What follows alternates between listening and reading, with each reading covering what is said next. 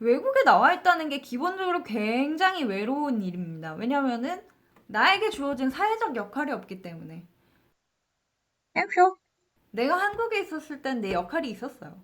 내가 나온 대학, 내가 살아온 지역, 내가 살아온 역사, 나에게 주어진 역할이 있고 내가 수행해야 할 역할이 있는 나라입니다. 우리나라 같은 경우에 대한민국은 그 진짜 심한 나라고요. 이 사회에도 다 사회적 역할이라는 게 다 존재하고, 근데 그게 그 사회적 역할이 우리가 외국인이라서 사회가 나에게 줄 수 있는 역할이 이 나라에는 마련되어 있지 않은 거죠. 한국에 살 때는 나랑 비슷한 사람들을 주로 만나요. 그러니까 돈이라던가 혹은 뭐 학력이라던가 이런 걸 한국 같은 경우에는 특히나 이거를 더 많이 거르기 때문에 결국 나랑 비슷한 사람들과 함께 지낼 수밖에 없는데, 근데 독일에 오면은 사회 섹터 하나에 속하는 게 아니라 이 사회 바깥쪽의 바운더리에 권 외로 존재하는 거니까.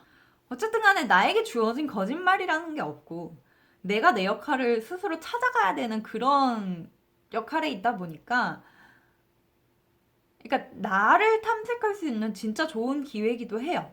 더 이상 나에게 주어진 거짓말이 없으니까, 내가 따라야 하는 룰이 없으니까. 물론 사람들이 나에게 요구하는 건 있어요. 내가 동양인 여성으로서 어떻기를 바란다, 그런 부분들이 있는데, 근데 내가 살아온 역사가 있잖아. 근데 이 사람들이 나에게 원하는 점은 너무 얄팍하거든요. 근데 우리나라 사람들 롤플레잉 되게 잘하지 않습니까? 근데 이렇게 하루아침에 약간 동양의 신비, 아시아의 뭐 이렇게 막 도를 알 것 같은 그런 막 수행을 하고 막 정신적이고 이런 거를 내가 어떻게 받아들여. 정말 파인 튜닝된 롤플레잉을 하다가 진짜 그지 같은 역할을 하라고 나한테 시키면은 웃기지 않겠어요? 외국에 나오게 되면은, 외국에 나온다는 것 자체가 내가 어떤 통 속에 들어있다가 다른 통으로 옮겨가는 것 같은 그런 행위라고 봐요. 그러니까 나는 내가 원래 살고 있던 통은 이미 그 통 안에 모든 거를 다 이렇게 더듬어 봤어요. 내가 한계가 어디인지도 알고, 내 천장이 어디인지도 알고, 내 벽이 어디인지도 알고, 그 안에 뭐가 있는지도 알고, 뭐 밤에는 어떤 소리가 나는지도 알고, 모든 것을 다 알아요. 근데 이제 새로운 곳으로 옮겨가게 됩니다. 나는 이제 이게 통인지 아직 몰라요. 거기를 이렇게 더듬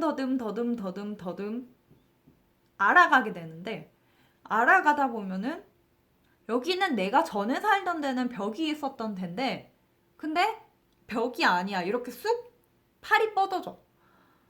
그러면은 여기는 통이 아닐지도 몰라.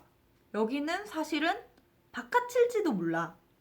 여기는 나는 어디로든 갈 수 있을지도 몰라라는 생각이 들게 되는 것 같아요. 저도 독일에 와가지고 그런 순간들이 있었고요.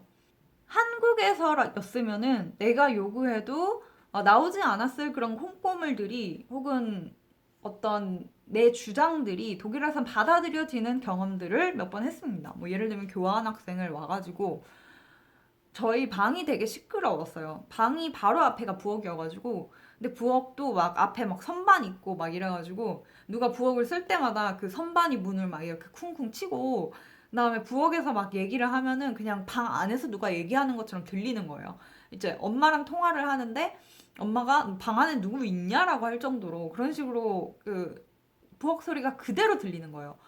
그래가지고 집주인한테 편지를 썼어요. 그러니까 방이 너무 시끄럽고 이건 약간 구조상으로 이렇게 집을 쓰면 안 될 것 같다.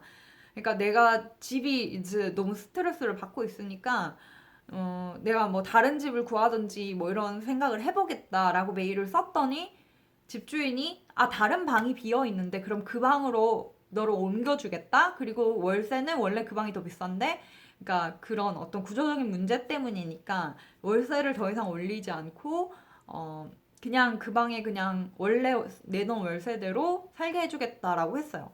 그러니까 이런 것들은 한국에서였으면은 받아들여지지 않았을 주장이었다고 생각해요. 저는 그냥 그거를 나오는 방법밖에 없다고 생각을 했는데 받아들여진 거잖아요. 그러니까 얘기를 안 하면 안 해주는데 얘기를 하면 또 들어주는. 그러니까 이런 부분들 같은 경우에는 더 넓어진 통인 거예요. 나는 전에는 이 정도로 갇혀 살고 있었는데 이 정도까지 넓어진 거예요. 근데 또 모든 방향이 다 넓어진 건 아니고 어떤 방향들은 예전보다 좋아진 방향들도 분명히 존재하고 그 다음에 결국은 그 통을 다 탐사하게 되고 내가 어디까지 갈 수 있는지 내가 이 사회적으로 주어진 한계는 어디인지를 어느 순간 알게 됩니다. 그러면은 다음 페이지가 시작이 되는 거죠. 나는 이게 바깥이라고 생각하고 나는 정말 무한한 가능성을 펼칠 수 있다고 생각을 했어. 근데 이것도 알고 보니까 통이고 이것도 알고 보니까 나에게 주어진 어떤 환경이고 그러면은 나는 이 통에 만족해서 살 것인지 아니면은 뭐 새로운 통을 탐색해서 나갈 것인지 그러니까 이제 다른 고민들을 하게 되고 이 통에서 그냥 만족하고 살 것인가 혹은 내가 이 통이 마음에 안 드는 이유는 무엇일까?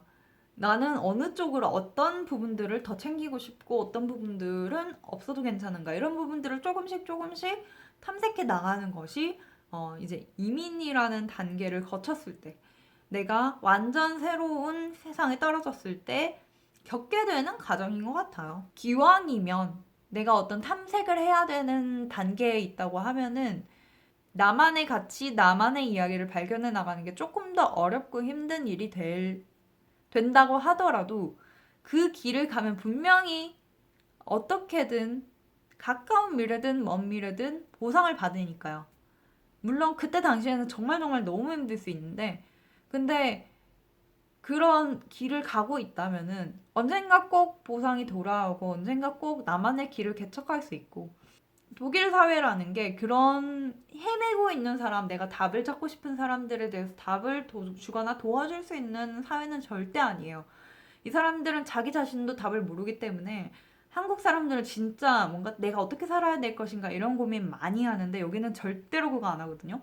그래도 나는 한국어를 할 줄 알고 뭐 웹이라던가 뭐 인터넷을 통해서 여러 좋은 말씀도 많이 들을 수 있으니까 그런 내가 어떻게 살아야 될 것인가 라는 고민이 왔을 때 내가 어떻게 살아야 할 것인가 내가 진짜로 좋아하는 거 행복한 거는 무엇인가 라는 고민들을 계속 해나가는 것이 장기적으로는 굉장히 도움이 되는 것 같아요.